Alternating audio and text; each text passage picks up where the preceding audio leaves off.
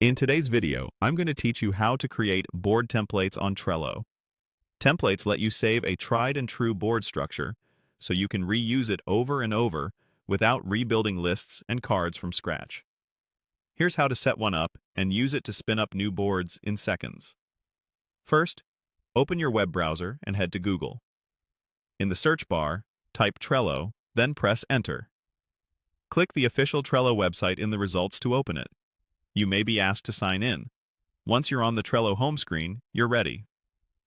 Next, open the board you want to convert into a template. Pick a board that already has the lists, sample cards, labels, and checklists you want to see each time you start a similar project. Remember, whatever is on this board now will be copied into any board you create from the template later. Look to the top right of the board and click the three dots to open the board menu. From this menu, choose Make Template.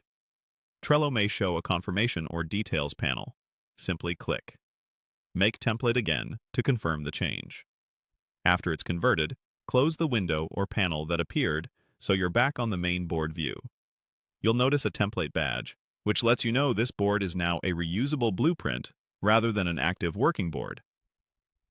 To put your new template to work, click Create Board from Template. A creation dialog will appear.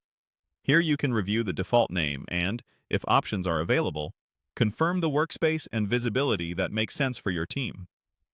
When everything looks right, click Create. Trello will instantly generate a new board based on your template. This fresh board is where you do the actual work. It inherits your predefined lists, example cards, labels, and checklists, so you can start organizing right away without overwriting your clean template. A couple of quick tips to keep your template useful over time. Keep the template itself free of real, time-sensitive content, and use generic sample cards to show structure and best practices. When you learn a better way to visualize your process, update the template once, and every future board will benefit. That's it. You've created a Trello board template, closed the confirmation, and used it to create a working board. Thanks for watching, and feel free to replay any section as you follow along.